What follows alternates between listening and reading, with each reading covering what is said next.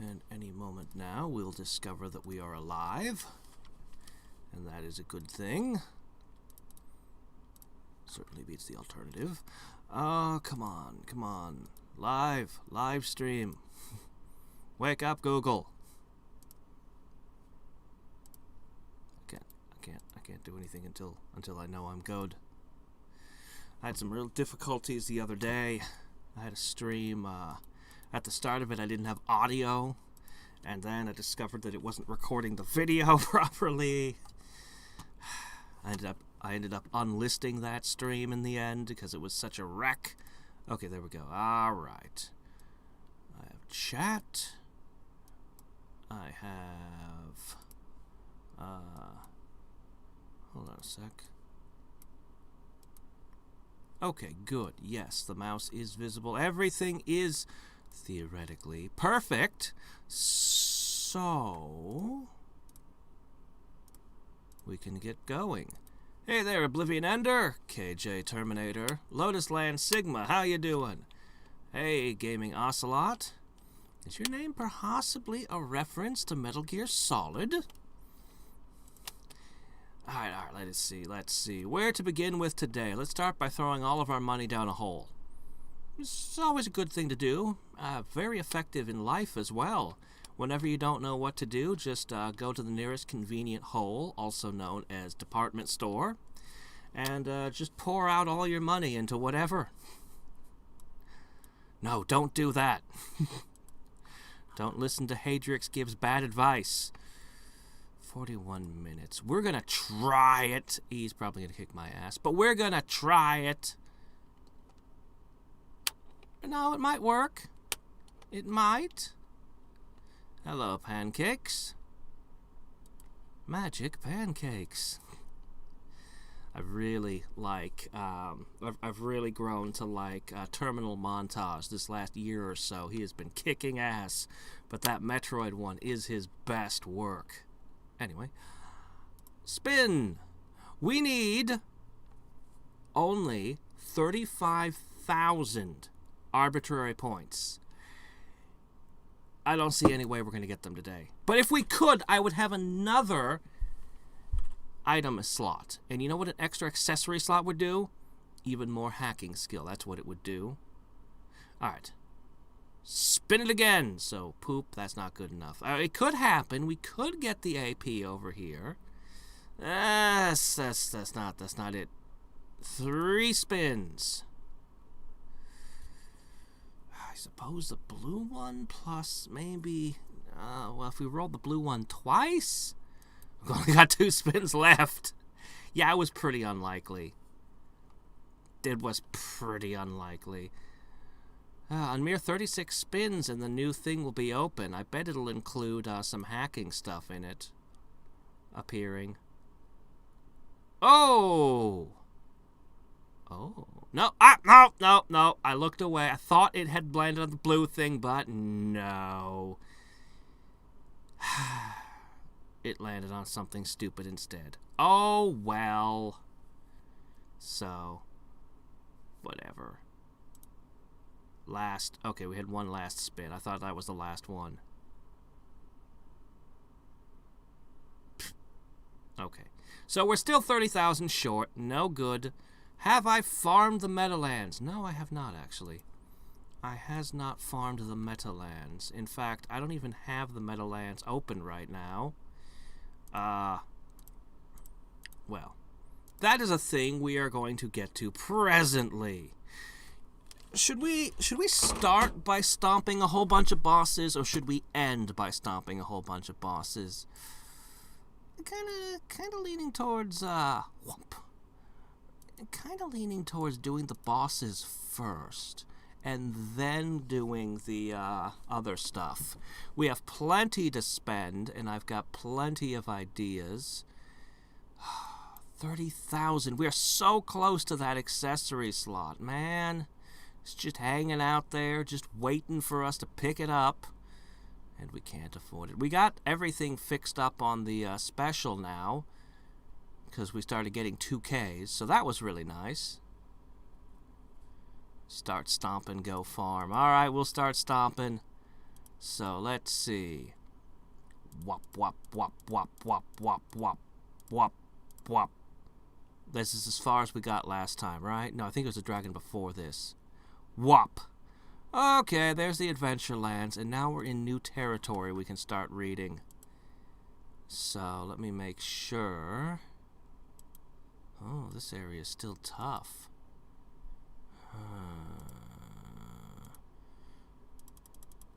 Alright, well, we got a drop chance looking pretty nice. So, whatever this place drops, it should start dropping. Blump, blump, blump, blump, blump, blump, blump, blump. Okay. I've got the red meeple thingy, the body pillow, the dice, all maxed, by the way. Hello, CS. Bunch of numbers. Hey, Kui-Chang, how's it going? Yes, you have. Yeah, I know, time zones are a real pain in the ass. Alright. The Bouncer, Part 2. Didn't we already read this one? We already read this one. I know we read this one.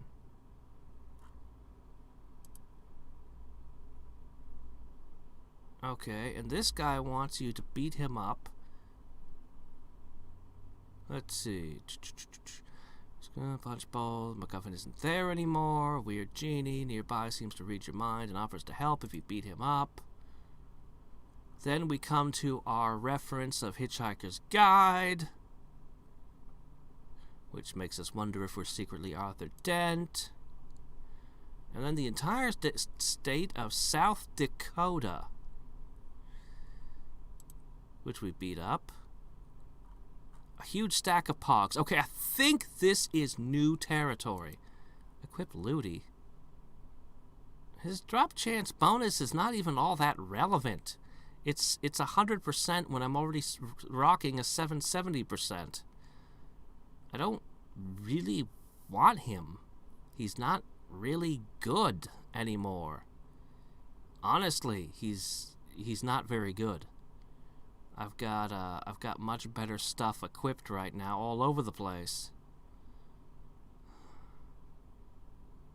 There's nothing I want to de-equip. I guess I could de-equip this and lose NGU speed and beard speed. I guess that wouldn't hurt me any.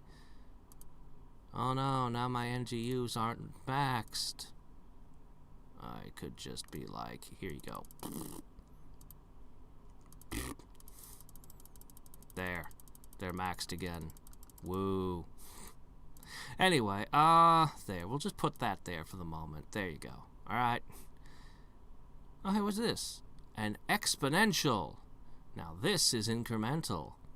1,200, 1,200. Both EM power and cap.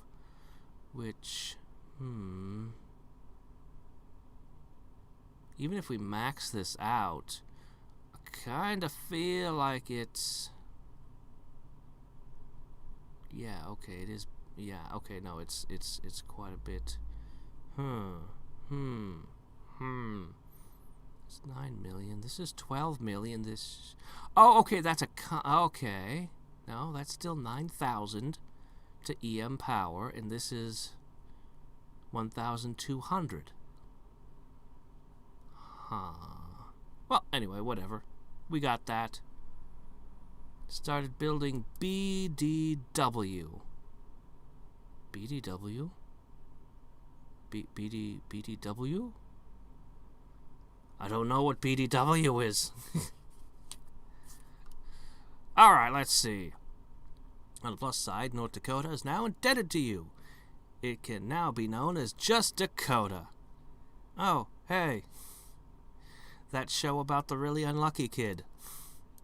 You're now one of the 2 time travelers. The bad news is your trail has run cold. Your trail has run cold to find this MacGuffin. With no other leads, you simply ask the other attendees if they've seen a small hand-sized glowing object anywhere. Eventually, a huge stack of pogs waves you over. Hey, friend, I'm from the Fadlands. Ever been there? I've seen a couple of these MacGuffins you're describing. One is in my homeland. I swear that I saw the other one handed over to the life of the party somewhere around these parts. Hope that helps. I'm just a humble stack of pogs here. Yes, sir, being all poggish and stuff. Despite the friendly advice, you can't help but smash the stack of pogs. You know, I've had people tell me that pogs are actually fun. I wouldn't know. I think I may have owned one pog at one point in my early childhood. Yeah, of course, we have to be self-referential, but what do the other things reference, I wonder? It's a butterfly? A something? A something? Oh, badly drawn world. Okay. Yeah. Okay, cool. Donk. 3 guys shouting out Ed. You know, some people, I've heard some really glowing reviews of this show, but I've never watched it. And every single time I look at it, I'm just like, that looks stupid. I've heard it's really, really excellent, though. Apparently. But yeah, not my thing. While everyone else deals with the explosion of 1,000 little cardboard discs, you venture towards the life of the party. He's not exactly hard to find, seeing as he embodies the spirit of this everlasting party, chatting it up with the rest of the party-goers, cracking some well-thought-out jokes, and all around being a classy-as-hell guy. As you try to jostle through the crowd, 3 lumpy-looking guys block your path. All they do is shout Ed at each other, to people around them, and at you, and they won't budge. Crunch. It's stupid, it's genius. Okay. Because all I can see is the stupid, and I go, never mind, I'll go watch something else. Let's find out what this Invader Zim is all about, or let's see these Gravity Falls, or let's find out this Phineas and Ferb thing. I'm serious, I can't watch it. Anyway, finally, you've managed to budge through all those annoying guys. You get close to the life of the party. You're about to tap him on the shoulder when a car bursts through the wall of the party, right in between you two. I'm about to tap him on the shoulder, and a car literally... How does it do that without running one or both of us over? Guy cries, crawls out of the car as if nothing happened, sporting a set of cool shades and a tracksuit. He shouts, "Now the chow is here! Let's really get the party started!" Man, this guy's a dick. Yes, I really wish Idling to Rule the Gods would give us a platypus, and his evolution would just be he has the hat, and now he's, I guess an assassin is the closest class you could go with. I'd be so happy if Ryu put that in. Oh, it's Bond. I see. With the asshole dealt with, finally you can ask about the muffin. Life of the party doesn't seem to even hear what you have to say. Instead, he laughs and claps you on the shoulder. After a while, he waves his arrival glass to perform yet another toast to some reason or another, and that's when you see it. Oh, the MacGuffin's just floating around in his cup. And now we've ruined the party. Whoa, no. No, you don't want anything to do with that. No, a tongue that's grown fingers and an eye, that's no. I've unlocked the Godmother and an interdimensional party. Let's have a quick old peek at our inventory. Looks like we haven't gotten a single drop since the first. Not a surprise, the drop rate is kind of terrible. But let's get our asses handed to us. I didn't just grab it the first time you were here. Holy crap, we're actually winning? Cool. Oh, hey, we got an Ascended Pizza Boots. Oh, let's see. We got EM Cap. Very good. We lose the M bars, and that's not so good, and we swap magic for energy power. I don't know why. We can't just be consistent with these things. Huh. Well, I mean, they're better than what I'm wearing right now, I guess. So this is going to require some bullshit to... What the heck? The concept here. Okay. Well, it doesn't matter. We can't compete anyway. Seriously, this would be days of lost PP farming to try to fully farm the Meadowlands. Is there anything here that I need? Because I can get a lot of perk points in a week. Like, a lot. And it's getting better every week.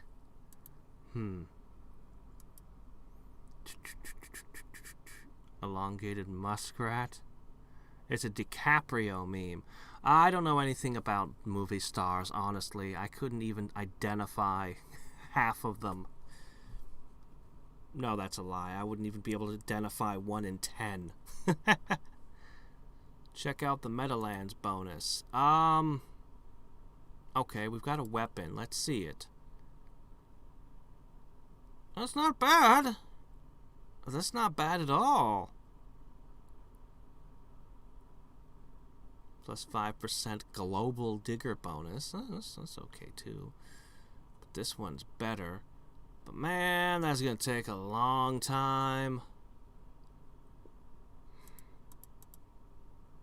I need to find a way to bring my drop rate up. Actually, I have a way to bring my drop rate up. Where is it? I know it's here. There it is. Currently, it's a 58% boost. But if I were to drop 310,000 onto it, I'm willing to bet over a course of a week I could get an enormous drop rate bonus. If I could get more magic, I could probably get more blood spaghetti as well, but, well, one thing at a time. With the MacGuffin secure, you decide now's a good time to head back to Spiky-Haired Guy and figure out what the hell is going on in the universe since your absence. Swoop. You find him passed out while standing up, which honestly is an impressive feat. You burp to wake him up, and he crumples to the ground. Whoa, oh, he didn't die, okay. Oh, it's you. I thought you died. It's been like a week, man. Also, the trader guy has turned the power up to the universe to like 11, if you haven't noticed. Well, considering to get back up here, we had to beat you along the way, anyway. It's like, we're all superpowered beings or something. He casually punches a hole through the concrete floor and shoots down a bald eagle with his laser vision to prove his point. Cool trick, eh? Not sure exactly what the point of it all, but it's definitely going to hinder your search for more MacGuffins. Before you head on to that quest, though, I accidentally summoned some eldritch gods to a series of unfortunate typos, and I'm forcing you to help me banish them. Bye! Before you can even process what he said, he zaps a blood-red portal beneath you. No, well, you missed the first few minutes of the stream. You missed the first 18 minutes of the stream.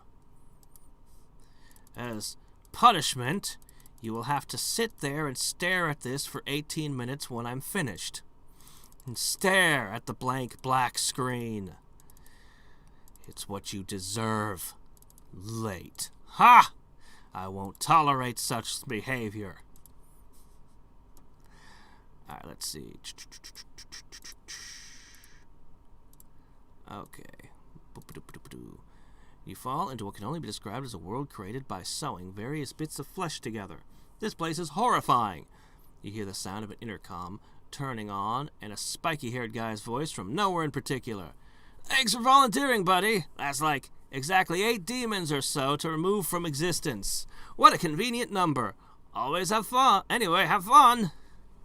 It doesn't take much searching in the gory landscape to find your first target. In a large valley of discarded teeth, Permanent comes shuffling out. Permanent.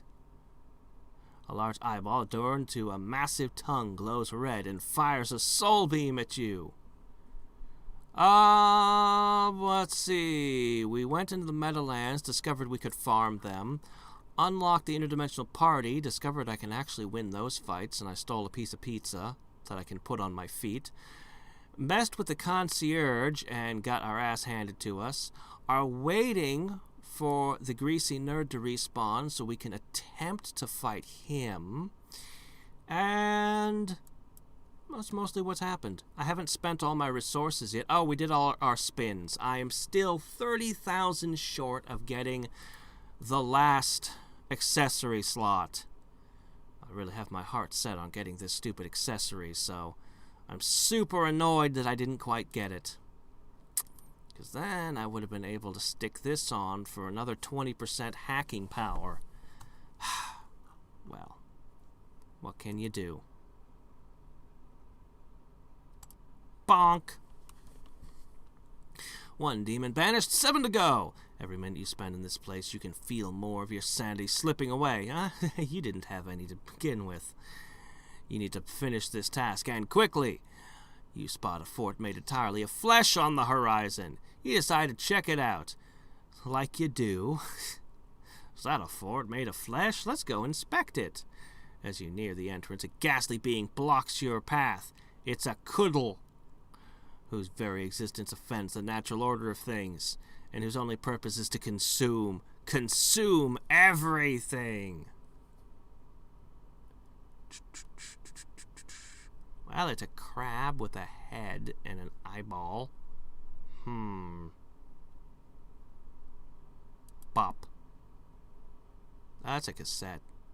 That's definitely a face with a cassette for... yeah. As you slay the foul demon, the skies boom out with thunder. Your blood begins raining from the sky. You dash inside the fort of flesh. That's the last place I'd go for refuge. But come face to face with another monster. Like! You can almost imagine a face amidst the flesh, eyeballs, and tape that makes up its physical form. Its face contorts into a tortured grimace, and it lunges towards you, a blob of flesh at its side, morphing into a giant fist. Bluto.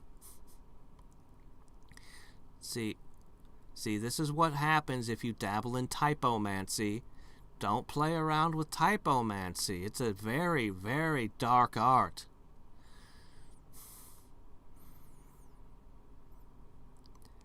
As yet another eldritch typo god falls, its flesh burns black and turns to dust before your eyes. Horrified, you back away into another room of the fort. It's an open dome of sorts, and you can see the torrential downpour of blood fill a chamber up in the middle.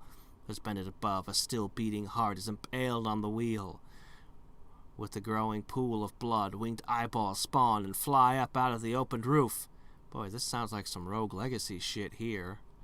Maybe a little more Castlevania-esque. The blood rain has indeed awoken Blotto. The heart beats faster and faster, and the winged eyeballs charge at you. You know, I'm pretty sure this thing can't exist very long. I'm pretty sure that it'll die on its own without my involvement. I mean, just look at it. As you defeat the winged creatures, the heart beats faster and faster, until it explodes into an excessive gory paste. Is this title game even PG-13 anymore? Who knows? Traumatized, you sit by the edge of the blood pool and start to shake off the horrors you witnessed. After a moment of meditation, you swear you spot an old high school buddy of yours. Wait, it is your old buddy from high school, Brian! You haven't seen them in years. Despite existing in a world of literal nightmares, you two catch up on your lives. Turns out he's married and has 2 kids now, and has a successful business installing carpets. He also does some volunteer work on the side of the local animal shelter. I actually know all about installing carpeting. Finally occurs, you'd ask Brian how he got there. Oh, I was just about ready to close up shop when a wet portal transported me here. Some guy on intercom said he screwed up, said he was actually looking for a brain or something that made a typo. Classic mistake. The fella seems nice enough. I hope the missus isn't too worried about my absence. He pauses a moment. Are you here to banish me back to our normal universe? 'Cause that'd be great. You clap your old buddy on the back and get ready to transport him back out of this heck realm via good old-fashioned ass-kicking. The battered body of Brian compresses into a tiny cube and winks out of existence, but not before he gives a friendly wave goodbye. You smile and wave back. That sure helped raise your spirits. I thought we didn't have memories of our past, by the way. Can I switch to sign notation real quick? Well, I mean, I could. Avatars? Oh, you mean, these? Yeah, I sawed them. I sawed lots of things. I decided I preferred this one. It's almost as good as the Link outfit. Alright, let me see. Sign. Will this do for you? I've got engineering, scientific, and suffix. And I generally live in suffix. But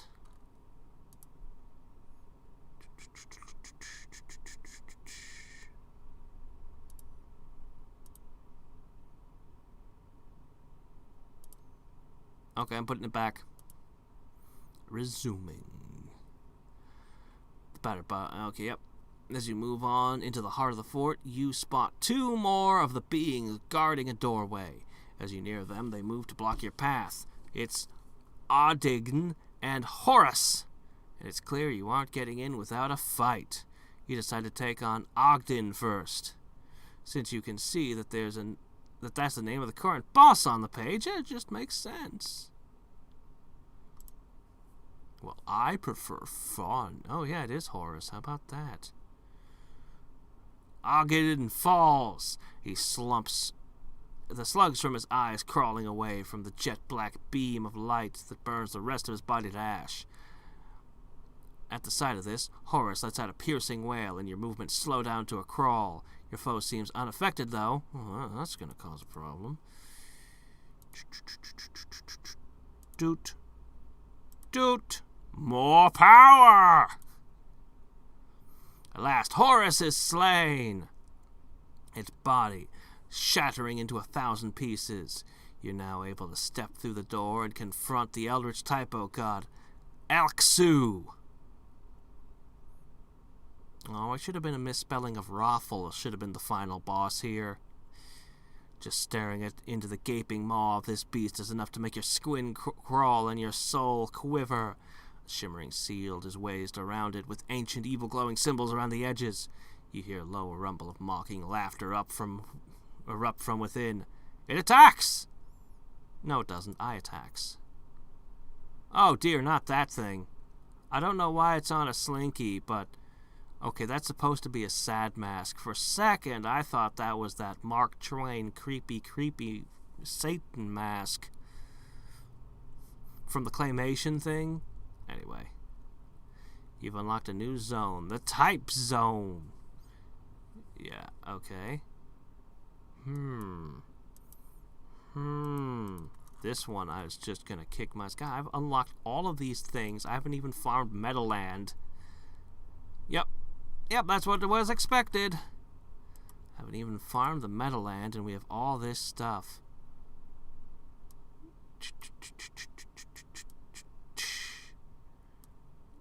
Alright. All pizzas from a different zone. Oh my gosh, it's an 11 now. Oh yeah, those were legs. Yeah, that would make sense. Okay.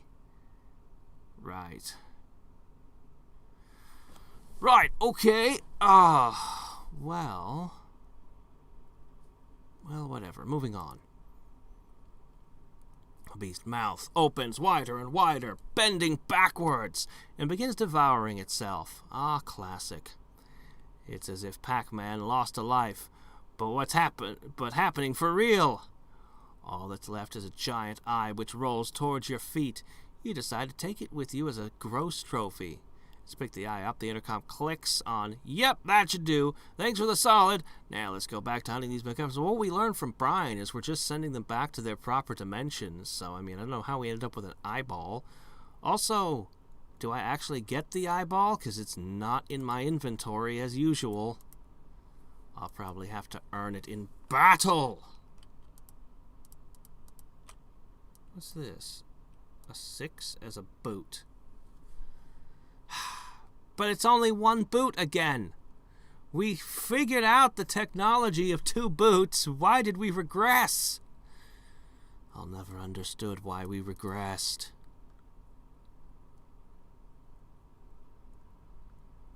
Now the red portal appears beneath your feet and you land in a crumpled heap on a concrete floor of the spiky-haired guy's garage. Hey, so about the MacGuffins. I actually got no leads right now. The whole Eldritch Typo God thing was supposed to buy me time to find something, but it wasn't enough. So if you have any ideas, now's the time. You rack your head thinking, and then it comes to you. The paw creature dimensioned the Fadlands. Yep, there it goes. Fadlands, huh? It's a stupid place. It's permanently stuck in the year 1998 or something. Boring. Well, at least we won't have to deal with fidget spinners in that case. Spiky-ear guide fizzles with the device for a moment and sends you on your way. There was a crunch on something hard. Oof! As you get on your feet, you see a sad little slinky crushed by your muscular, toned body. How awful! You're gonna have to put the poor thing out of its misery. Slinky, Slinky. And then there's the spoof song by Ren and Stimpy with Log. Alright. Donk. I wonder how many more we'll get through. Probably not too many more. Maybe, I'm guessing 2? We can beat 2 more, I'm guessing. Head down the path. Constructed from children's blocks. The place seems full of toys and games from a lost decade. Mostly dumb crap. Honestly, you wouldn't be caught playing dead with them nowadays. Your faint whir from behind and turn just in time to dive out of the way. A giant metal top whooshes past. The deadly sharpened blades around the edge. It slows down and doubles back for another charge at you.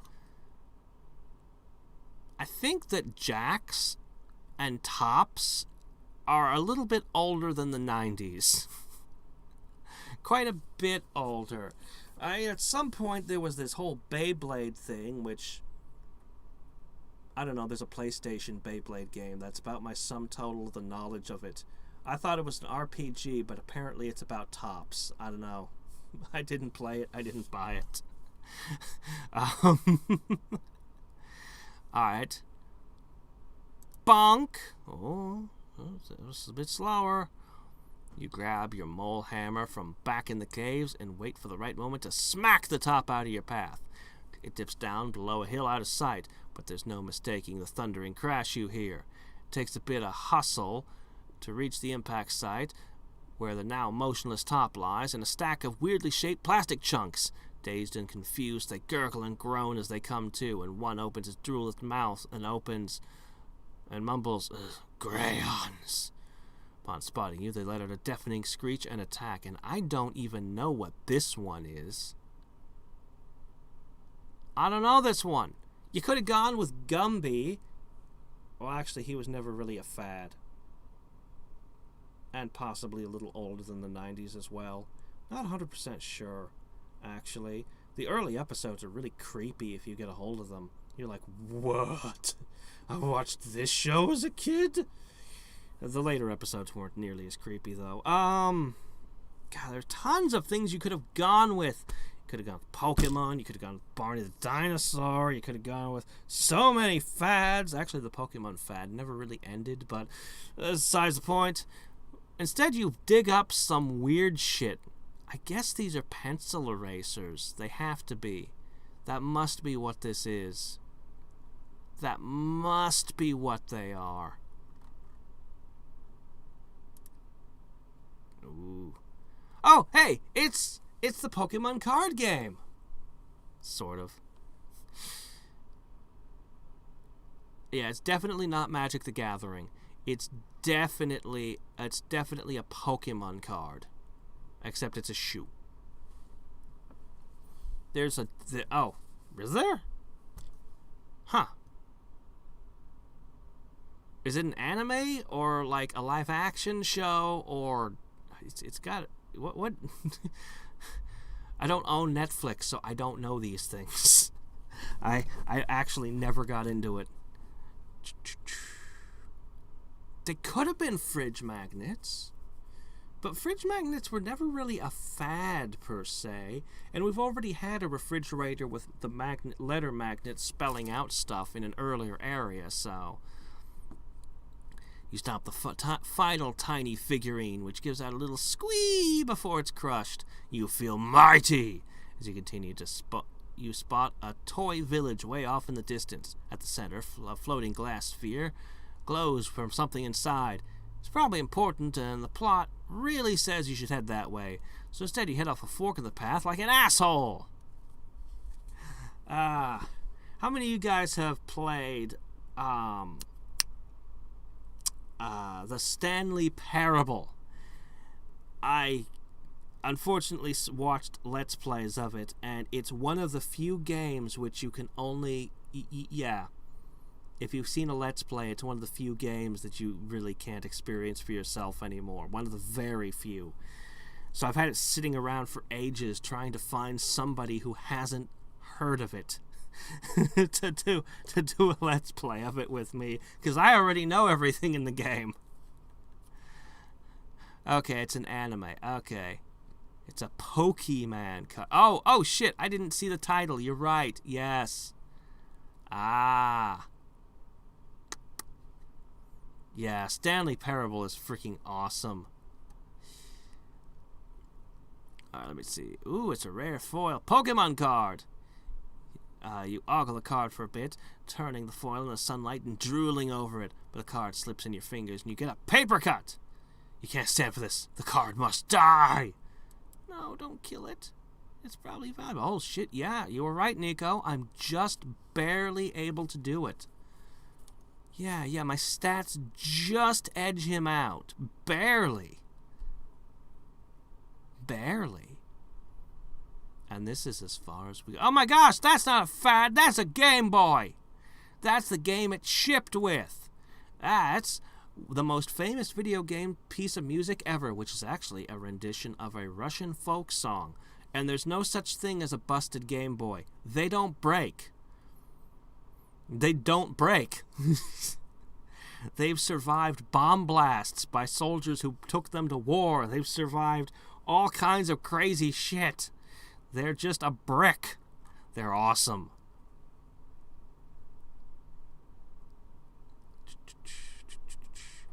You've tried everything to destroy this foul card, but it just lies there, being inanimate and stuff.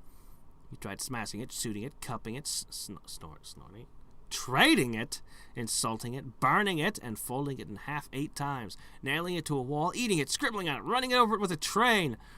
I'm pretty sure it would have been destroyed by quite a few of those. Ooh, feed it to a cat. Shoving it in your armpit? Well, that's just rude. Even tapping it for mana. Well, you can't do that. It's a Pokemon card, not a magic card, you fool. It's virtually untouched. There's only one thing to do. You rip out your radio and call a nuclear airstrike. Despite not having a radio at any point during the story, just shut up and accept it. We already launched it into the sun. What do you expect a nuke to do? We all know the Game Boy would win. I'm sorry. Nintendo used to make indestructible products. Right up until around the Wii. That's when their products stopped being completely indestructible. But man, GameCube and earlier, they were durable systems. A moment later, you look up to see a nuke hurling towards you at Mach 17 or so. You whip out your protective goggles in time to be unaffected. Well, you have to walk slowly away from the explosion. You have to turn your back and walk slowly. It's important. Apparently, they can do something. The card, however, finally met its match. Or so you thought. It crawled inside a bulky Game Boy and used it like a protective fridge, just as the nuke hit. Clever bastard. You'll have to take them both out. No, it's indestructible. It's a Game Boy. You can't break it. It can't be done. This is where your journey ends. Yep. Being taunted and called a noob by this thing forever. Yeah, the Joy-Cons on the Switch. I have one that's already busted on one of the buttons. I was shocked because, like I said, I'm used to Nintendo's products being unstoppable. And then suddenly, whoops, oh my gosh, look at how much more money I have because I've tackled these harder zones. Wow. Cool. Sorry to hear your Game Boy Advance didn't last. That's sad. The GBAs, I still have one somewhere. I probably have 2 or 3 of them. They don't break. But I suppose it found wherever you live, you found their weakness. Humidity, huh? Alright. We have completed that stage of our adventure today. We are 7 minutes from the Greasy Nerd spawn. It's time to purchase everything! So there's really no way I can get 30,000 arbitrary points. Not easily. Oh wow, rebirthing would give me 12 more. Is that it? Only 12?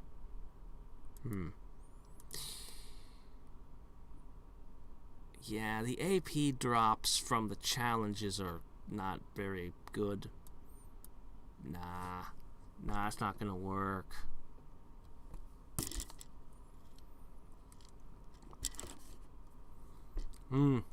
It's okay. The Game Boy Advance played all of the old Game Boy games. It was a great system. That was the most brilliant thing that Nintendo did. You could just take your old Game Boy cartridges and just shove them into the Game Boy Advance and they just boot up and play. Actually, I don't think that the Game Boy region locked their games either, so you could play imports straight out. I hate the region locking thing. So many consoles do that, and I always hate it. I'm like, I have to do some stupid workaround to play my import games? Why?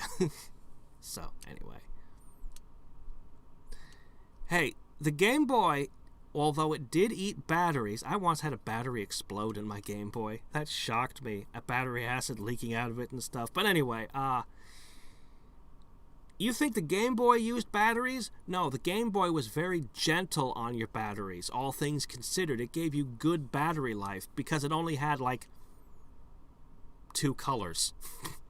But if you tried to play the Game Gear, man, Sega thought they were ahead of the world. They're like, our Game Gear is so much more advanced. It's got a backlight. It's got full color. It eats like 6 batteries at a time and gives you only a few hours before they're all dead. Because holy crap. And all of the microchips and everything were, well, they needed to make them inexpensively. So while the Game Boys all still work, the Game Gears, it is almost impossible to find a functioning Game Gear today. Not an original. Now, there are remakes. And there are, there are companies that create modern Game Gears, basically. But in original, they all broke. They just all broke. It's really hard and expensive to come by the originals now.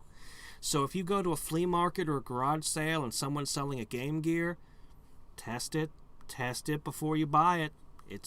There's a good chance it's dead.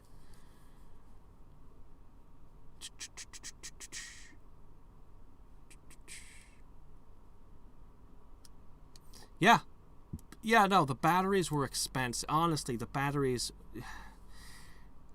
You pay $40 for a game. How many dollars do you spend in batteries to play the game? You have to factor those things in. Now, rechargeable batteries were a huge step forward in just portable consoles. Like a massive step forward, man. I can just pull the switch out of the dock and walk around with it, and then I can just put it back in to recharge. Oh, that's so good. There were accessories for the original Game Boy to extend its battery life, but they were ridiculous, and nobody bought those things.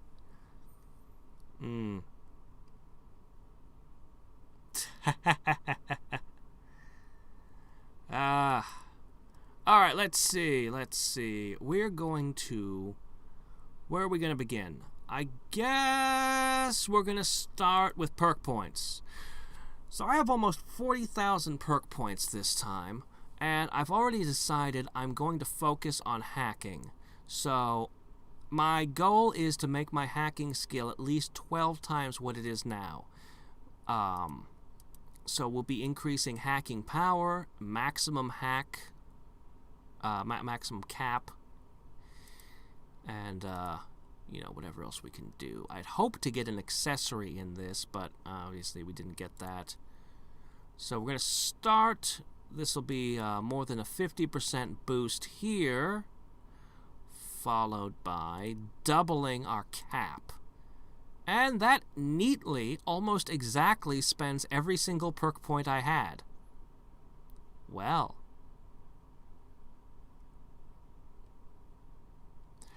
I was actually thinking about Fibonacci. I was going to try. 34 was actually the number I was thinking of going for, but, well, yeah.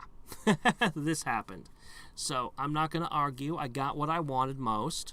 So we can just slide along, knowing that we're already at least 3x what we were before, assuming we let this takes almost 6 hours to fill up. Now, we double our base power. Okay, we're now 6x. Double, not quite double our cap. This isn't quite doubling our cap. It makes a nice, more even number. So, we're about 10x now. About. We'll grab 2 bars, make that a nice 5.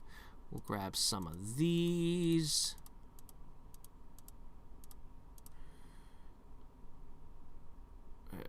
It only takes 4 hours to fill up now. That's pretty good, actually. It's pretty good. I could go another 10. Right now we're about 10x, approximately. Approximately. If I could equip one of these accessories, that would make it the 12x we're after. So let's see.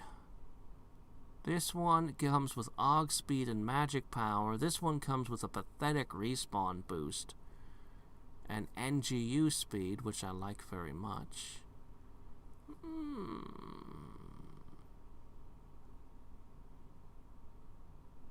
Which one do you guys think is better? I guess I could go either way. This week, to make that huge push into bosses, I want to do augmenting and blood magic heavily, so I left NGUs on normal all week. So, you know, that's a thing I can do. So augmenting is not necessarily a bad idea. It's up at 16.5 speed. Why? Is there something special about that number?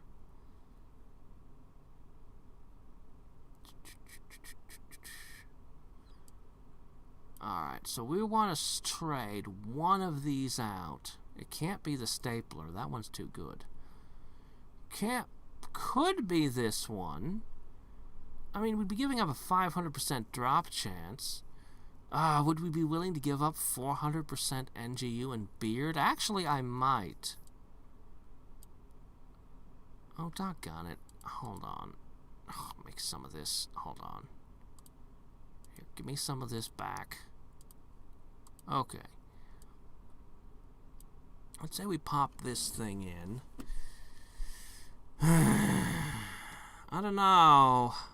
400% NGU and beard is pretty good.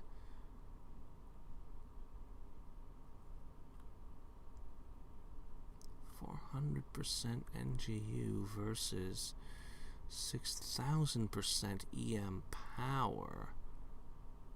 I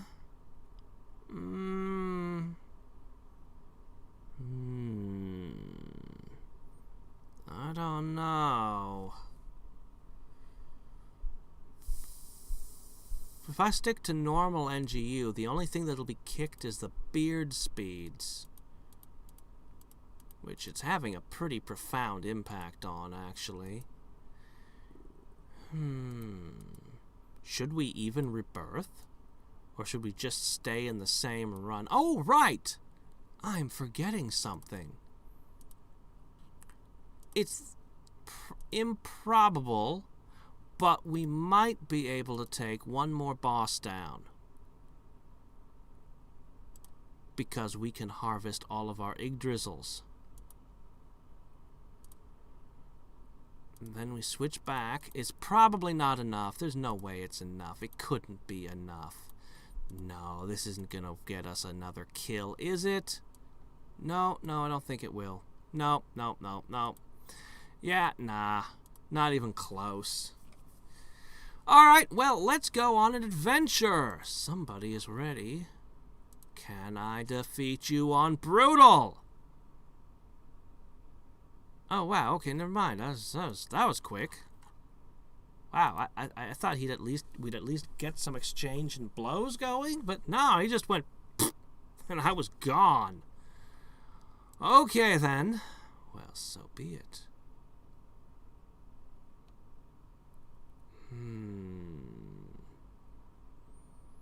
Oh, really? Wow, okay. Yeah, well, I don't think that's how we're going to spend the rest of our XP anyway.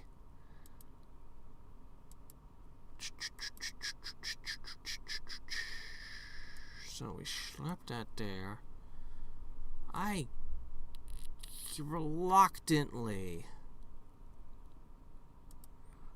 gonna reluctantly go with that. For now. And that gives us our 12x hacking ability.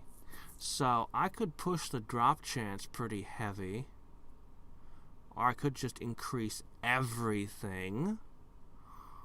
Should we do a regular rebirth? Or should we just leave it running all week? Or should we try to do some challenges? What are you guys in the mood for? What y'all feel like doing today?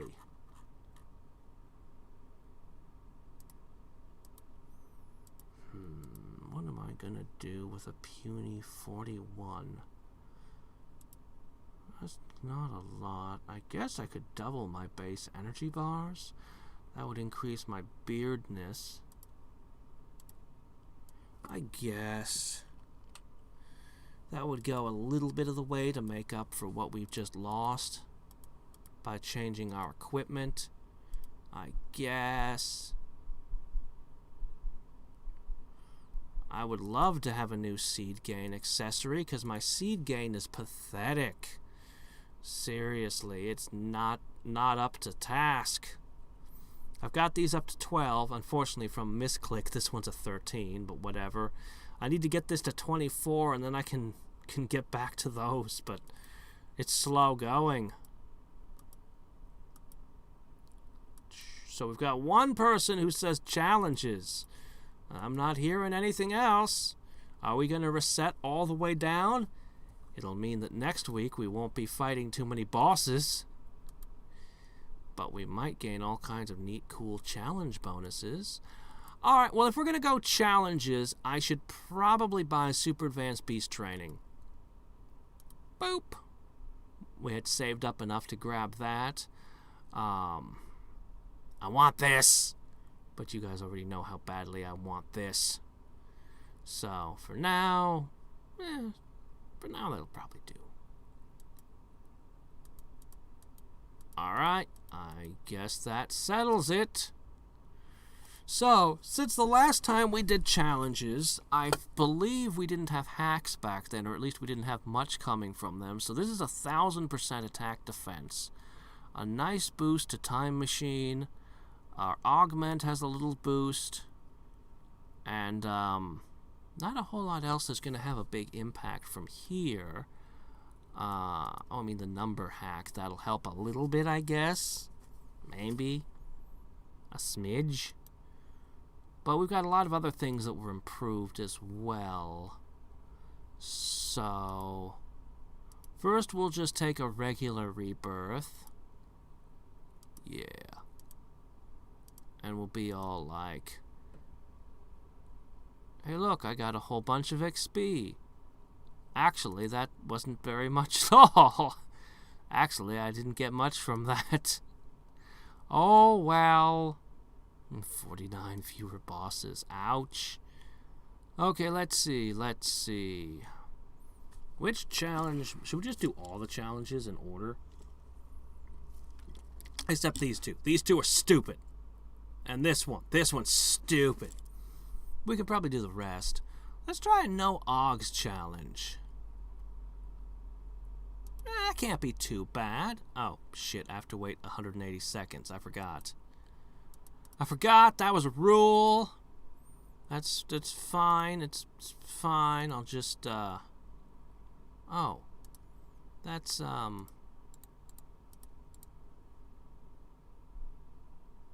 There you go. Oh, don't need those. Switch that to that. Boom, boom. Hey, look at that. Do that. Because, you know, I'm stuck here for another little bit. I might as well. Boy, our energy is fast now. Look, it's going to hit its cap and everything. Cool. 1.5 minutes remaining. Hey, you shag. You're looking a little worse for wear these days.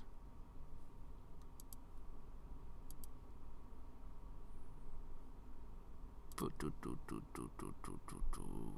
can I do? What can I do? What can I do? Man, that was fast. Sadly, the energy beards don't help me very much in this.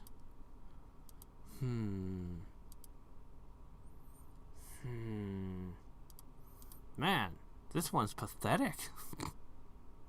Wandu's 98 ain't nothing now.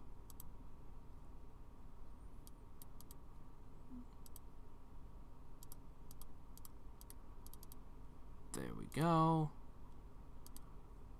Might as well. 30 seconds. Yeah, that wasn't worth the 3 minutes. The XP gains just aren't worth it.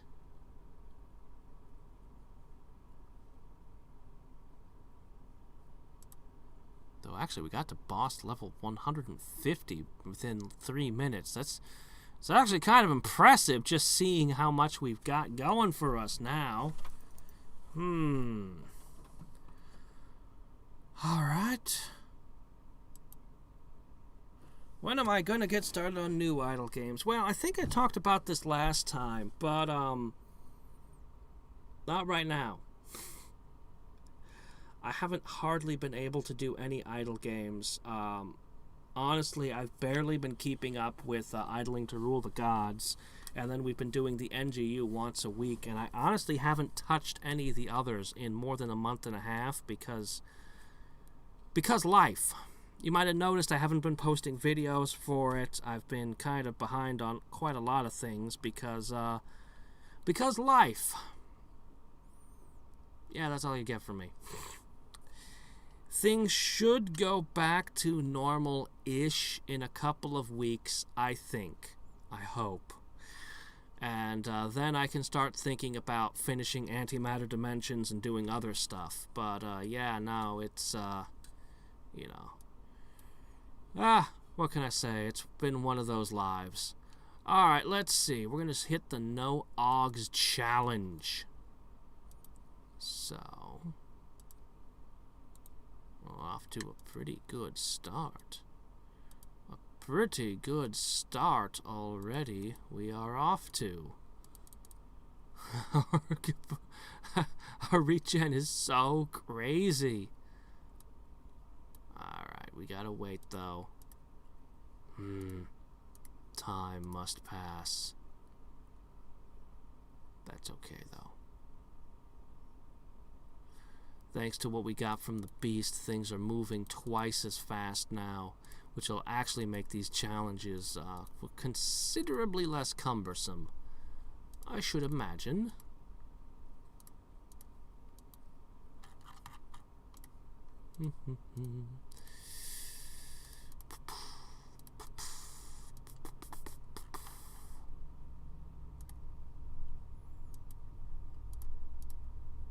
Okay. Nope. Nope. just invest it all. We just gotta beat 2 more bosses and then things will speed up. Hello, Julian. Ah, which videos, perchance?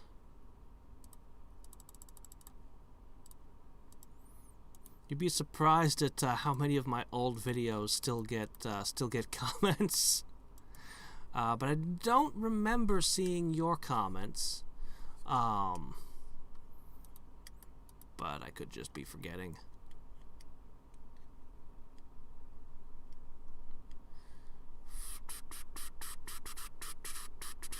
This is the refrigerator magnets I was talking about earlier.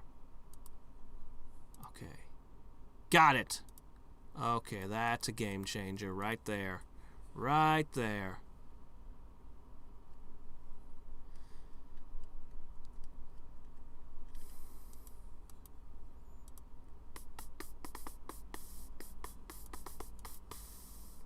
That can just sit.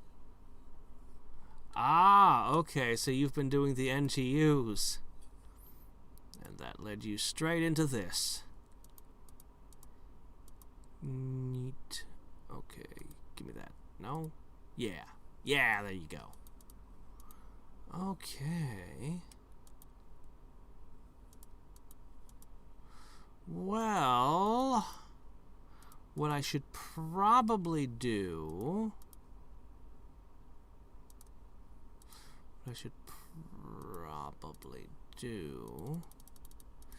is wait until the wow, that is much faster.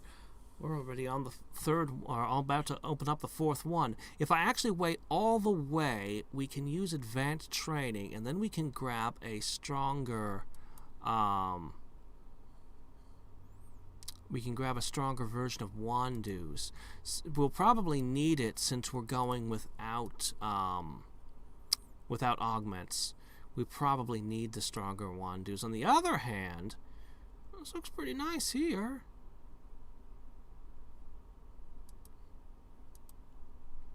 We beat this, and then we take all of our magic and we dump it into blood magic.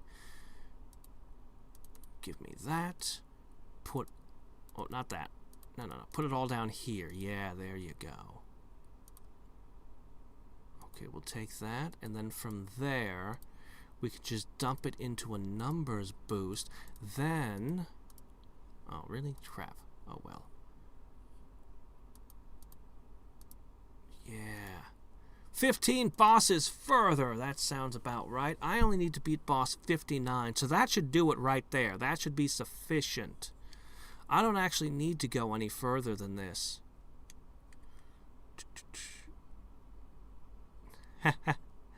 Yeah, that would actually be kind of cool. Unfortunately, there's nobody who makes idle game videos, so I don't get to do that. Hey, if any of you guys want to make idle games videos, please invade my niche. Steal my thunder. Make them better than I make them. That way I'll be more entertained when I watch them than you poor sods are when Hadriex is the only thing you have to watch. Ah, you poor suffering people. How do you put up with it? Okay. Alright, there we go. I'm going to rebirth 5 minutes in, and this is really fast. Maybe we should knock out all of this challenge. Because, I mean, look at how quick and easy it is. I'm just going to push cap. I'm just going to go full bore here. Okay. Oh, right. Gold diggers. Put those on. There we go.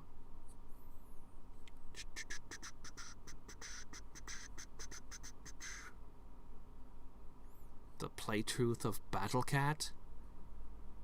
I don't know what that is.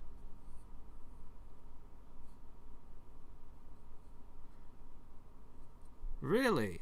Who are these people? I am not familiar with them. Or I guess the question is, do they play any of the idle games that I'm interested in? Because there are a lot of idle games out there.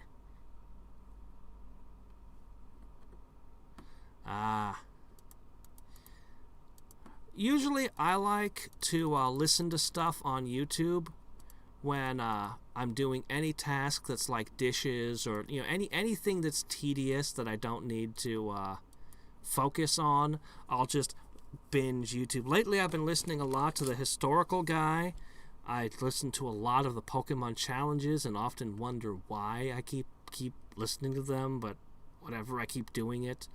As well as a few other people that are super easy to listen to.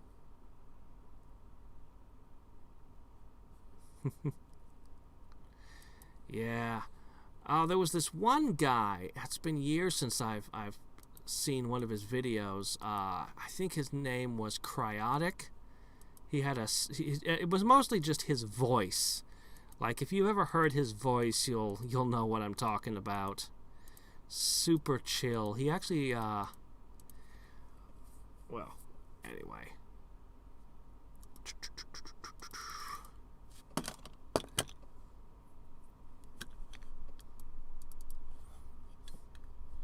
Fine. I'll say what I suspect, although I probably shouldn't. I'm probably going to get shit for it. I suspect because he doesn't do a face cam, because it allows him to splice his first reactions with later thoughts and commentary and just splice those in, because it's just the voice with no face cam. You can totally get away with that if you did it that way. And I suspect he does that, which, if it makes better videos, I'm all for. But I'm sure people will probably be pissed that I even suggested that he would do such a thing. If anyone's even Super Spruce. I'd swear I've heard the name Super Spruce, but it's like I just can't place it.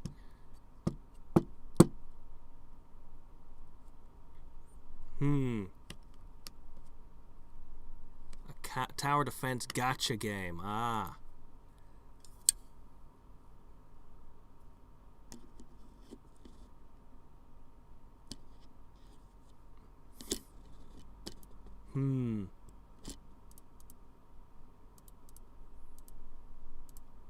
I think we've already completed this challenge, basically. I think this challenge is already over.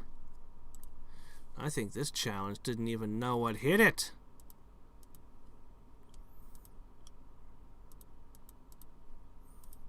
Because there's nothing really left for me to interact with here, so we're like 2 more. Just 2?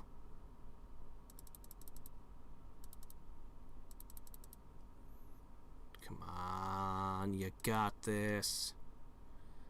You totally got this. Why am I even there? Stats! When I am actually able to sit and look at the screen, I run a lot of StarCraft 2 videos. I really like the Florencio files, but also I like watching pro matches, and even mid and lower games can be a lot of fun too. Bronze League heroes and stuff from time to time. But there's one thing that drives me crazy when I watch the pros play, and I know, how dare could I even at my low end look at their perfect, amazing, insane games where I couldn't even possibly compete with, and how could I think to critique the pros? Well, I'll tell you, there's one thing they do that continuously pisses me off. The Terran players don't make a Raven. And every time I'm like, why isn't there a Raven? Why isn't there one Raven? You have massed battle cruisers. An anti-armor missile would be so handy right now. Oh, Like one of the matches, I'm sitting there asking that question when all of a sudden a whole bunch of infestors sneak up and he doesn't see them coming. And they jump, they all do neural implants and grab half of his Thors. And the rest of the Zerg come charging in from the side while he's doing it. By the time he's done the scan, he's already lost the engagement and he loses the game. And I'm like, why didn't you have a Raven? Every single Terran army should have a Raven. I'll watch them max out and throw away army after army after army after army. And I'm looking at it going, an anti-armor missile. Splash them with an anti-armor missile. These engagements, you're losing your entire armies on both sides. Splash them with a missile, and you'll do way better. It's like, no, they're not going to do it. They just don't have a Raven. Why? Like everything about their gameplay is on a completely different league from where I could play. Everything about it, their macro, their micro, everything. It just bewilders me. Because a Raven is not that big an investment, and it's got so many utilities if you can keep it safe. Like, it can do all sorts of wonderful things for you. But anyway. Yeah, I haven't touched the mods. I haven't even finished the base game on that yet. Antimatter Dimensions. Yeah, I was making big progress, but like I said, I haven't for the last month and a half really been playing any of my idle games. So, we done here yet? Okay. So, 13 minutes, would you say? I can do a 13 minutes no OGS challenge. It claims I completed it in 5... Oh, that's the fastest. Yeah, but that would have been a normal mode one. So I could do these and get a nice 25% augmentation speed with... Oh, no, 50% AUG speed. That's pretty good. That would be a pretty good bonus. You know, and there's 5 million EXP, which is nice as well, I guess. Tiny bit of AP for what that's worth. Mario Maker 2. Yeah, I haven't been watching a lot of Mario Maker yet, but Mario Maker 2 impresses me. I want to play through it.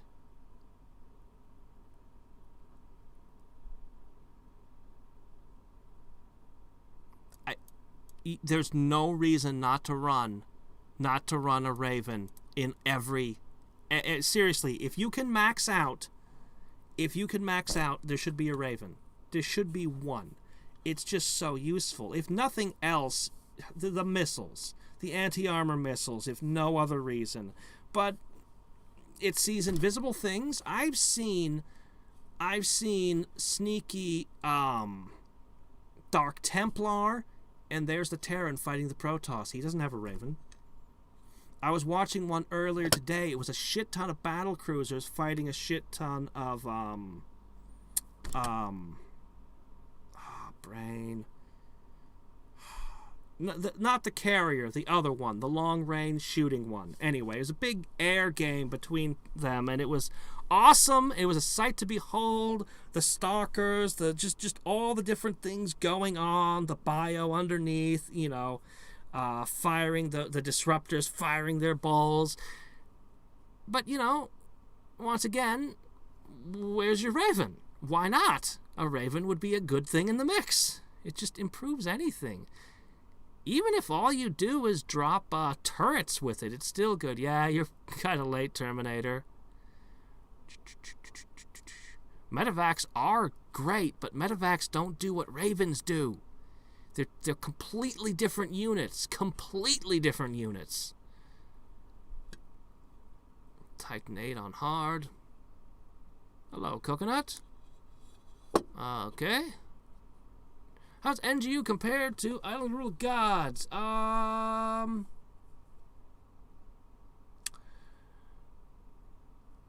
to Rule the Gods is a lot slower. A lot slower. Idling to Rule the Gods, they're big. Most of the progress, a lot of the progress comes to be about pets after a while. And all the pet stuff, which is an element that this game doesn't have at all. I would say that if you took the pets out of Idling to Rule the Gods, then NGU Idle would be the better game in most ways. NGU Idle would be the better game.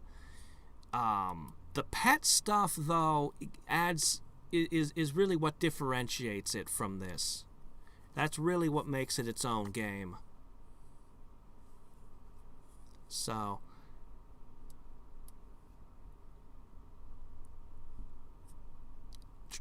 All right, let's see. We're gonna do 24-hour challenge. Let's see. Each success raises the boss for the next challenge. Our last completion time took 18 hours. I think we can do better than that. I think I can do a little bit better than that. Let's see. Let's see if we can do it in like 5 minutes. That'd be cool. Thump. Hey, look, there's a time machine already. Clunk. It's amazing when you bring the augmentations in what you can do, huh? When that was a missing component, it was rough. Oh, right, Wandus. That's a thing. We should have that.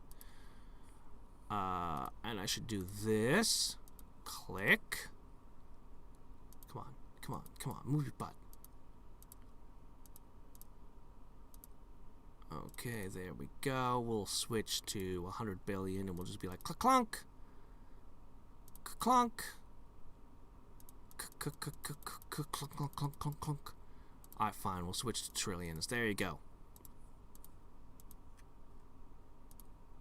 Okay, Wandus. There we go. I think everything is really humming now.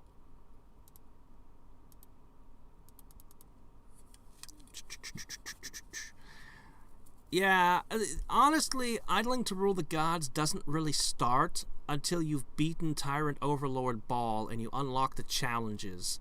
That's really where the game begins. And that takes a couple of weeks to get to. Idling to Rule the Gods is a slower game, honestly.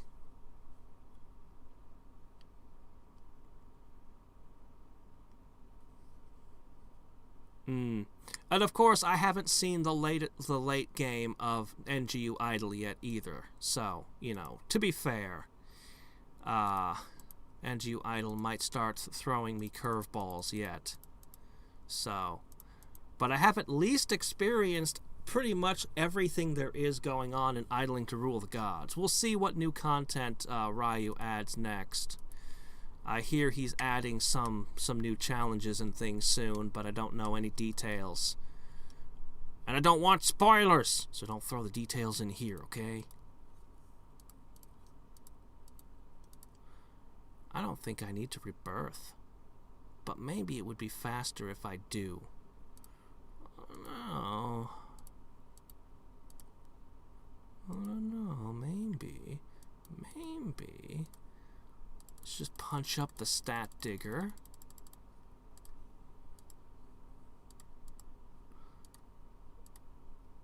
Can I get...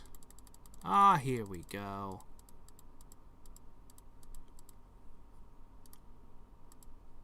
Excellent.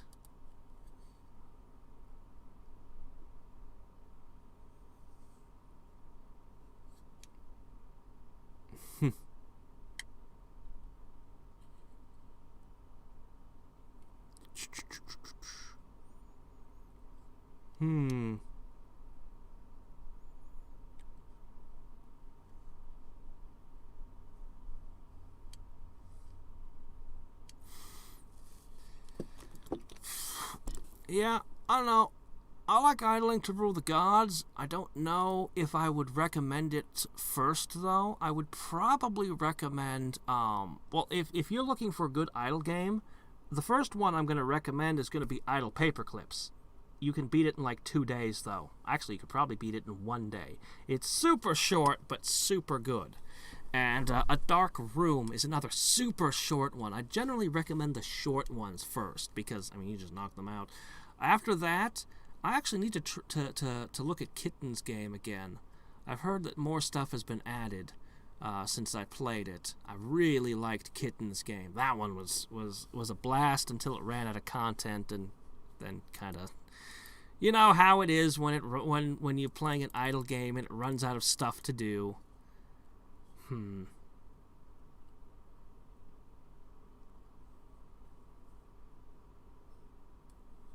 Yeah. Alright, let's see. What do you guys think? Would I be better off fighting through 7 more on this run? Or should I rebirth right now? If I were to rebirth right now, I would easily score the win, but then I'd have to wait 3 minutes.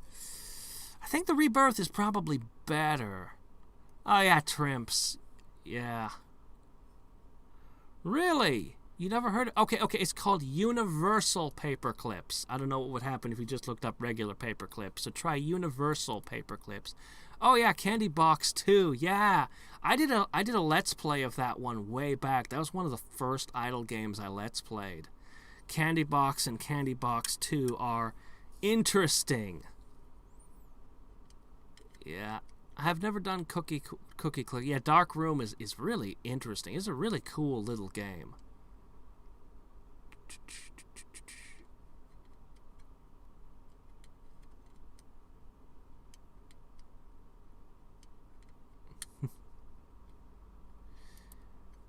Yeah, well, Cookie Clicker is one of the OG ones. I never played Cookie Clicker. I had a friend who played Cookie Clicker. If you look back, the first time I encounter an idle game, it's Adventure Capitalist. I was just poking around Kong, and I actually commented that it looked like it was that Cookie Clicker game that Chaos had been playing. I was confused. I didn't know what to make of it. Schneider was with me, and he was just like, "Oh, this is just crap. Just this is just garbage." I'm like, "No, how far does it go? Holy shit, what is this?" Like, just looking at just, I'm like, "What the hell is this?" I didn't stick with Adventure Capitalist. I have a couple of friends who did play it and enjoyed it, but I went with different idle games instead.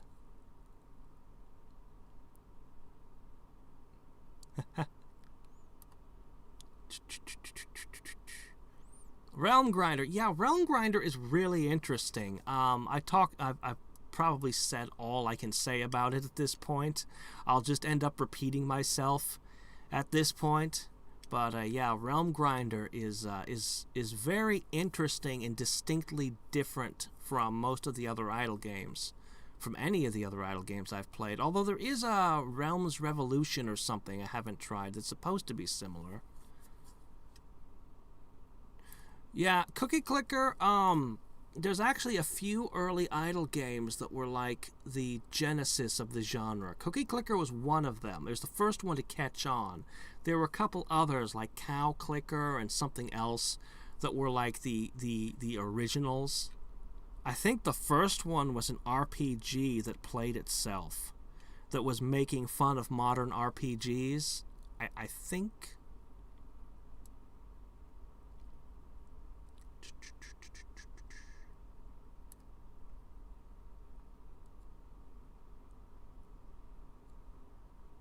Anti-Idle preceded Cookie Clicker, did it?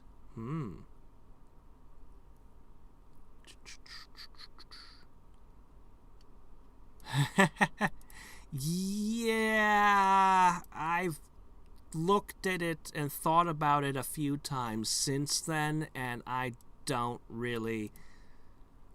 want to prejudge it, because maybe it unfolds with space and stuff. Maybe it becomes an amazing game. Like I said, I have a friend who was big into it, but I just look at it and I'm like, yeah, but I could be playing Idle Wizard or something instead, so why should I play this?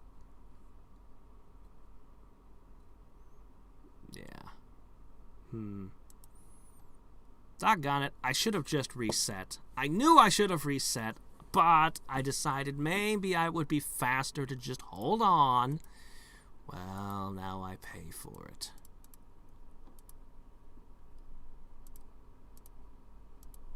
Otherwise, I'll have to wait 3 minutes if I reset now. So now it's too late. Now we're committed.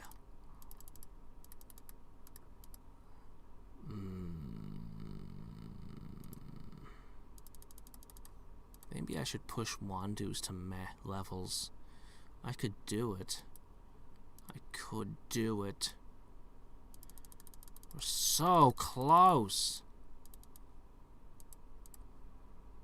That's it. That's him. That's the boss.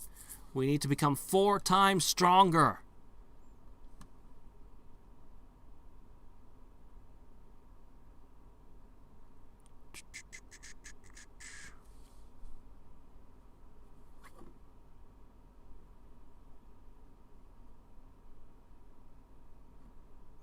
There was one game I played where they just built a bunch of auto-clickers into the game. You would just start unlocking them, and the game would just start clicking itself. Oh, Tap Heroes. It's not a very deep idle game. It's actually pretty shallow, but the presentation of it is excellent. I love just the whole presentation. Like, and it's short. It's another one that you can, I mean, I don't know how far you can push it if you just kept playing, but you know, you can get through all the areas in, you know, fairly short period of time. I think a day or two, maybe a week tops. It's been a long time, but I remember it being short. How much time do you spend on your more active games nowadays? Well, to be perfectly honest, look at my live streams. That's pretty much been 100% of my gaming time for the last couple of months, or what I do off camera to prepare for the next one, of course. Like I've been doing Fire Emblem lately, and I do like the exploration and the battles and the stupid fishing that I hated. I shouldn't ever have to do the fishing minigame again. Thank goodness. Because New Game Plus is going to let me keep my professor levels. Thank goodness. Anyway, I did all that off camera because it would just be boring to watch someone fishing on a stream. Honestly, that fishing minigame is the worst thing. If it had just been that you got 5 pieces of bait per month, it would have been fine. But they rain bait upon you as if the fishing minigame were a major game feature. And after a while, you're just like, I have 100 bait just sitting in the bank, and I'm just not going to use it. Oh, look, I could get money, lots of money from golden fish. I don't care. I'm not doing it. Screw it. I don't need money. I don't need cash. So hopefully that answers your question. We'll be doing Secret of Mana soon. No, not Secret of Mana. I'm sorry. Chrono Trigger soon. By the way, anybody who hasn't played Chrono Trigger, you should. It's a very short RPG. I understand that the Steam version, originally people hated it, but it got like a half dozen patches, and it's supposedly pretty good now. I'm going to go with the Super Nintendo version. But, you know, honestly, the Super Nintendo version, the PlayStation version, the DS version, any of them, they're all fine. I remember buying the Wii version, the WiiWare version, being disappointed in it for some reason. I can't remember why. So I'm just going to say avoid the WiiWare version. But yeah, pretty much any other port should be fine.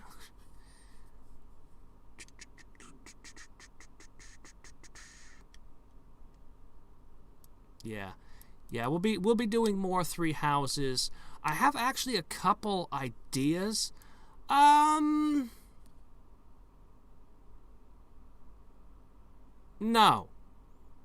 I don't know of a fishing minigame I actually enjoyed. I mean, Link's Awakening one is a little bit fun, but that's because you only do it like once per game. And you get to put the hook down, you get to hook the fish and pull it up and try to get more rupees than you spent, and you get the piece of a heart. And it's a little bit fun in Breath of the Wild to catch fish by using explosives. So, you know, but that's not really a mini game. It's just kind of natural extension of the game you're already playing. I just don't feel like doing this today. This one's too much fuss. I should probably go through the no OGs challenges. I should probably wipe those all out. Should we do a troll challenge to end the day? I don't know. I don't really want a daycare slot. I mean, I guess I do, but not that badly, I guess I should say.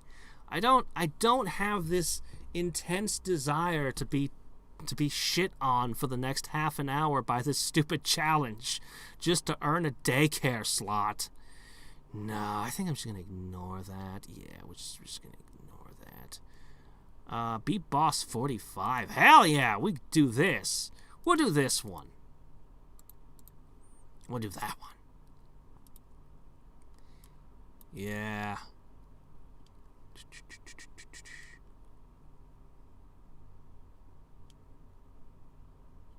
Did streaming have a great impact? Yes. Yes, it did. Actually, I can tell you, let's playing and just playing a game because you want to are different experiences. When you're talking, you know, it's actually way hard. Like I'm serious. If I'm not facing a camera and talking, I play so much better. It's actually absurd. I'm not even kidding. In a lot of games, I played around a little bit more with the Crypt of the Necrodancer. I just kind of tore through the area that had been giving me so much trouble, like straight off. I tore through the second area. It took me a few tries, but you know, it was just so much easier when I was just focused on the game. And then when you add streaming, suddenly you're having conversations with people, and streaming is different from just having a camera on and playing and talking. Like, streaming is actually quite a bit, because chat changes the dynamic dramatically. So, you know, yeah, it has a very big impact.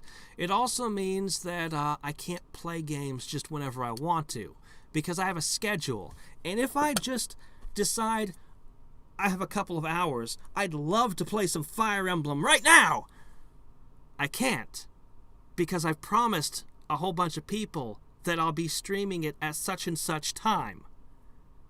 And if for any reason I miss that stream, well, shit, then I don't get to play Fire Emblem that day. Or sometimes I'll just do a stream at an odd time. But usually when I do streams at odd times, I pick some other game that I haven't made any promises about yet. Because, you know... Because, you know... Anyway, yeah. See, I know, no, streaming dramatically changes your gaming habits. Dramatically. But hey, it's a very fun hobby. I enjoy it quite a bit. So, you know. Okay, let me see. I didn't get the gold diggers going. I guess what I'm going to do is I'm just going to kind of go plop and use this.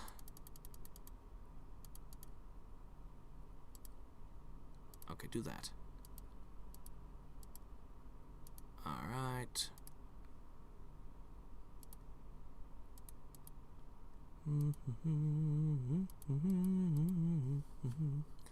When you play Mario Maker, oh yeah, it's got multiplayer in it too, doesn't it? Yeah, we might play around with Mario Maker at some point. I'm definitely gonna play Mario Maker, so I can't think of any reason why I wouldn't multiplay. Yeah, it was especially hard when I first started. That first Let's Play that I did before I was streaming, when I was just regular, you know, the first one I did when I converted, I chose Noitu Love 2. It was one of my favorite indie games. Such a cool platformer, brawler thing. Anyway, I played through the game while talking like 3 or 4 times. And then I bumped the difficulty down yet another setting before I finally did. And I watched the recordings of myself. and I repeated the same crappy, lame jokes and things. It was basically scripted. Just trying to get used to talking while playing the game was... I think I do badly now at that one, man. Oof. Yeah. And I'd been a reviewer for years at that point. All right, let's see. Cap that. How many more we got to beat? We done? Ah, good. We're done. Very good. That was a nice, easy challenge. I could do that again. I could do that quite a few more times. We could play blind for a 2% bonus. Didn't one of these... Yeah, this one doesn't even have a reward. It's just like, I don't know, you can do it 20 times. It doesn't give you anything. Okay, it gives you XP and AP. Anyway.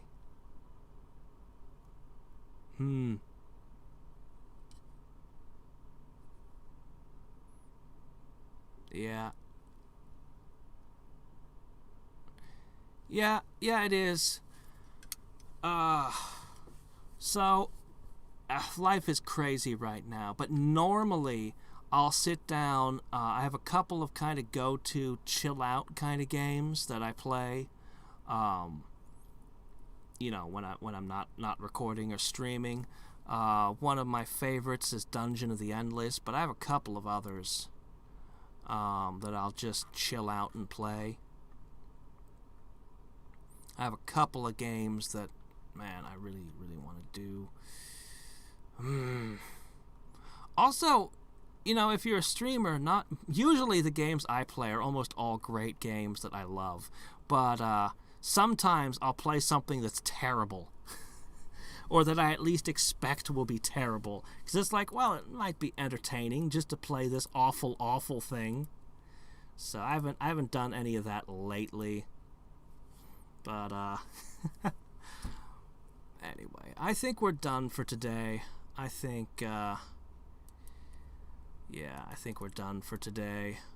I think I'm going to knock out, since we discovered how pathetically easy the no OGS challenge is, I might knock out all of them, because the reward is actually decent, and I only have to do 4 of them, so I could do that in like 20 minutes. So that one seems worth doing.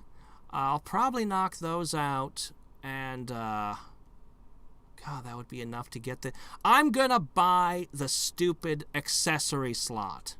That's what I'm gonna do. I'm gonna knock out these no OG challenges, I'm gonna get the accessory slot, and then I'm gonna try to get back up to where we were in terms of bosses. So, next week, we'll be able to see the results of our amazing increased hacking prowess. So, 12x the power. I don't know quite how I'm going to divvy it up just yet, but, anyway, we'll see if I can gain enough power to take down, something. Maybe I'll try farming the lands, the meta lands. I don't know yet. Is it easier to stream if you're talking to another person? Oh, do you mean voice chat, like what we were doing when we were doing co-op? Well, it's a lot easier than trying to read while playing. If you're playing a game like StarCraft, oh my gosh, trying to read text while StarCrafting, yeah, I don't even hardly try to read during that. So it's a lot easier than keeping up with chat. I don't know. I mean, if we're on the same page, if we're working together, then it's not really a distraction. It's, you know, all the discussion is about the game. If you're having conversations about completely unrelated things, then that makes it a little bit more difficult then. But yeah, on some unknown channel. Yeah. I could talk some about, if you want to start a YouTube channel, I could talk some about the steps to getting started and all the things that I don't do that I know I should, which results in me having a very small audience. Always remember, your audience chooses you. You don't choose your audience, so you're going to get whoever you get. I'm grateful that my audience is a lot of really chill people. I appreciate that. I don't have people screaming, "Ah! How could you be late? How could you?" Like, I don't get a lot of that. I get a lot of, "Oh, you're gonna miss a day? Okay, well, that's cool. See you tomorrow." I tend to get that kind of reaction, and I am grateful for it.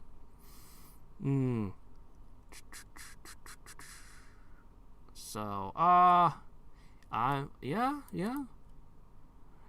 we'll at some point we'll do more StarCraft. StarCraft 2 is my favorite game, man. Sooner or later, I'm always going to come back to it and explore more of it. So, definitely. I just don't know when at this point in time.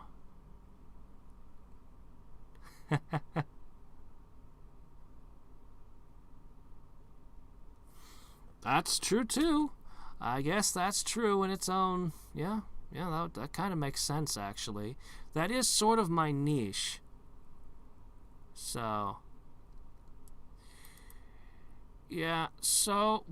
Basically...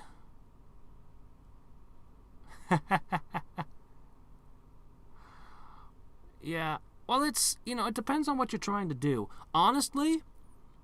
I would ignore the existence of an audience and just try to improve my craft. If I didn't have an audience of any kind, then I'd probably be focusing more on not I wouldn't have anything to fulfill. So what you do is find things that are difficult, pick genres that you're not good with. Just pick things that will be difficult, and then. Yeah, watch your own videos. And that's, if I was going to give one piece of advice to anyone who wants to stream, watch your own videos. You find 10 Let's Players who are, I'm just going to say terrible, okay? You look at them, and you listen to them, and you're like, yeah, if they looked at their own video even once, they could correct half of these things. Like, holy shit. It's, it's often simple things. And listening to yourself, you'll stop saying, like, you remember in high school when kids would go up and they'd do their presentations and there'd be all of those uhs and ums? Yeah. Also, everyone hates the sound of their own voice. So don't even worry about it. Everyone hates the sound of their own voice. Don't try to change your voice. Don't worry about that. That is a very low priority. You don't need to worry about what you sound like. But yeah, I would recommend first and foremost improving your craft. But if you're ready to find some people, to show some people, what you need to do is you need to find a niche. For example, pick a fan game. Pick an indie game that's real obscure, that's in early access, that doesn't really have a lot of people making videos about it, and hang around their forums and post videos about their game. And you'll find an audience right there.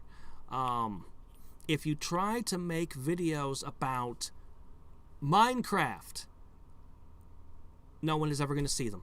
And I'll tell you exactly why no one is ever going to see them. Because YouTube is going to serve the other 5,000 million Minecraft players on top of you. So no one will ever find your video way down at the bottom of the pile.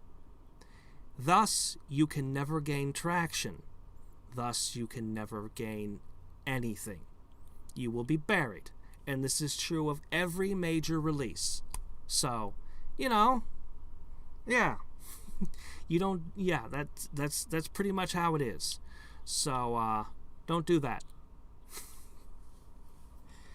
If you pick obscure stuff that have followings, idle games, majorly underserved demographic. I'm not kidding when I say go ahead, make idle game videos, and make them better than mine, please. Go ahead, steal my niche, displace me. It would probably be about one of the smartest places for new Let's Play channels to go. I'm not kidding. Right here. Yeah. Anyway, both Legend of 5, Legend of the Void Co-op, and StarCraft Patch 5.0 are somewhere in the future, the not too distant future. Yeah. And that's fine too. And that's fine too. Seriously, I'll let you in a small secret. Just doing Let's Plays as a hobby has real-world benefits that have nothing to do with YouTube. I'm not even kidding. I interviewed for a more advanced position, and I nailed the interviews and had my choice of more than one more advanced position within my career. Yeah, I'm being vague. What do you want?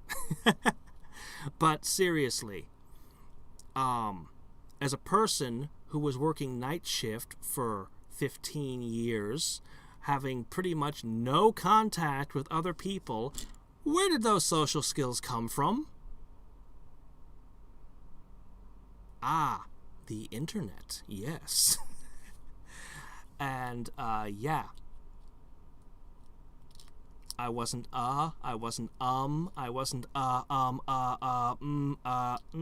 nervous and uncertain. I was, hey, I'm on camera again in front of people. Let's do this. Without all the joking and humor, of course. Because, you know, it's still an interview. It's still a job. But seriously, everything that you interact with in your hobbies, you're gonna learn something from. You should be taking something with you from it. I learned a lot from Dungeons and Dragons, from DMing. I learned from playing Magic the Gathering. I learned from fencing. I learned things from sword fighting. Skills that were portable that I take with me everywhere in life. So, believe it or not, Let's Playing, you can learn from it. You can learn portable skills that you can take with you to things you wouldn't ever think of. So, you know, anyway. Searching for a Monster Hunter World Let's Play this week that's made in this year. Really? Well, there you go. Nobody's playing Monster Hunter World, apparently. I wouldn't know. I haven't played Monster Hunter World either.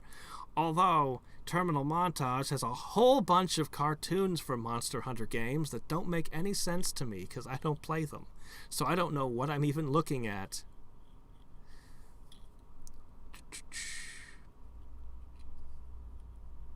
Yeah.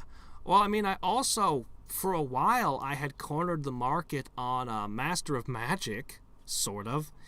Yeah, for a long time, I had basically cornered the market on it. There are more players now. But for a while, it was kind of just me.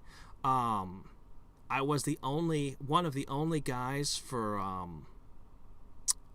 Mushroom Kingdom Fusion early on. God, there was a couple of other old games that I picked up, small things early on, just because I really, really liked them, and I wanted to tell people these things existed and they're awesome. So, you know. Yeah. Oh, also, if you hate everything and are extremely negative and angry, I don't know, that used to work. I didn't do it. I didn't like that direction. I didn't want to be that guy. But for a while, that was popular. So, you know, there's always that. Haters prosper, I guess. Although I think you'd make yourself ill after a while and come to hate the job. Yeah. Boku no Nihongo wa heta desu.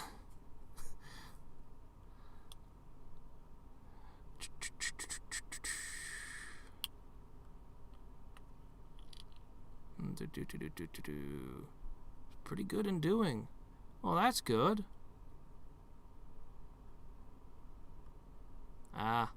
Learning to present and interview well is like a huge job skill.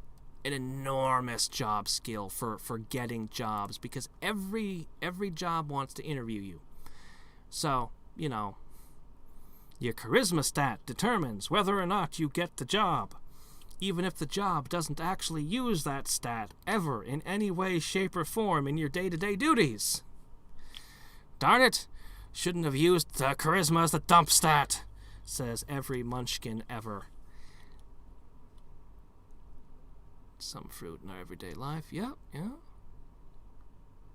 Yeah, I was starting to experience stage fright for the first time in my life entering high school, and I went, oh, hell no! So I founded a club, an anime club, which forced me to step up in front of a whole group of strangers every day. Well, they didn't remain strangers forever, but, you know, some of them are still my best friends to this day. But yeah, no, that was actually why I founded an anime club, was literally just to force myself to kill my stage fright. There I was, an underclassman, as president of this club. Anyway.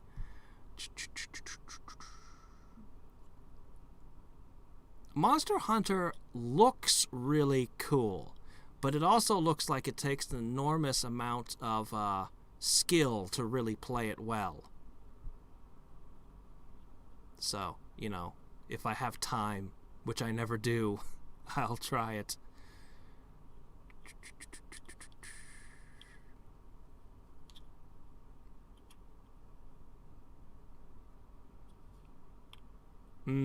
Actually, I had a Japanese instructor who used to sing the kana. Basically, he'd sing their alphabet, a, I, U, E, O, ka, ki, ku, ke, ko, sa, shi, su, se, so, except he'd do it, like, musically. I don't know. I don't even remember how to sing it anymore. Has it really been that freaking long? Holy crap. The years just keep rolling, don't they? Well, we know the cure for that. Drink tea with a whole bunch of different people.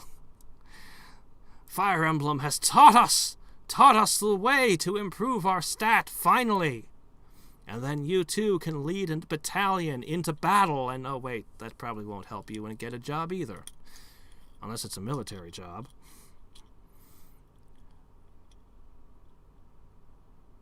Well, for me it was a problem, because I've always been attracted to the limelight. For whatever reason, I have to be performing in some way. And it's weird, because, like, it doesn't have to be singing or stage plays, although I did those things. It could be writing. Weirdly, writing seemed to fill that same niche, as did DMing. But I have to be doing something creative to perform for other people in some way always. I don't know. It's just some weird need. And so stage fright, well, I couldn't have that. that could not be allowed. I rooted that right out. I'm like, oh, hell no. That ain't happening. I was young enough, I wouldn't have been able to explain why it was a problem. I just knew I couldn't let that happen. So, you know. Yeah, no, seriously. You can't be involved in any creative medium if you care about what other people think.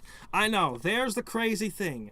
You're writing a story, you have to care about how your audience is going to perceive it, but you can't care what other people think, because there's always going to be haters. I mean, seriously, I actually get very few negative comments these days. I used to get all kinds of wonderful negative comments, and I wish I'd saved them in a folder, because some of them were amazing. Like, wow. I don't know. Maybe YouTube got better at eating them at some point. I have no idea where they went. Used to get some great ones, and I'd laugh about them. And I'd show them. I'd get friends like, look at this. Because yeah, I got some hate, man. I got hate. But you know, you can't. If that bothers you, either you shouldn't do YouTube, or you really, really, really need to do something like YouTube. Depending on who you are. Like, if it's something you need to overcome, then hell yeah, getting a whole bunch of hate will help you overcome worrying about what other people think.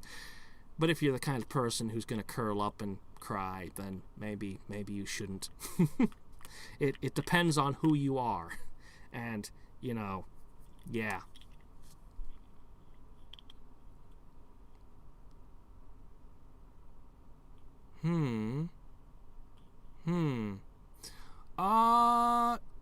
Try live chat.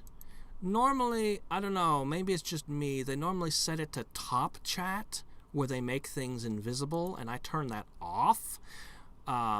It's always by default starts each stream like that. What's going on here? Is chat screwing up? Whoa, what's going on? Oh, I touched something, that's why.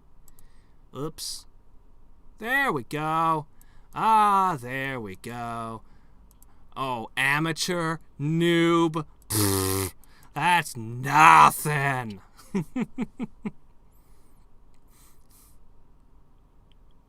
I guess that tells us, Bloop! Such a stupid feature. Anyway. Alright, I'm gonna move along now. I have things to do with my day, unfortunately. The things I need to do aren't jump into bed. Random insomnia last night. I didn't get like any sleep last night, and I'm just like, I should sleep. That's what my body's been telling me all day, and it's like, nope, got an NGU stream coming up, can't sleep now. Okay, now it's the NGU stream. Okay, now it's over. Great, we have a whole bunch of things to do. Chores and stuff. Sorry, body, you're gonna have to wait 4 hours more before you can sleep. 4 hours? Yeah, 4 hours before you can sleep, body. If you wanted to sleep, you should have slept last night. Why'd you decide not to sleep when you were supposed to? Sounds like my body's problem, not mine.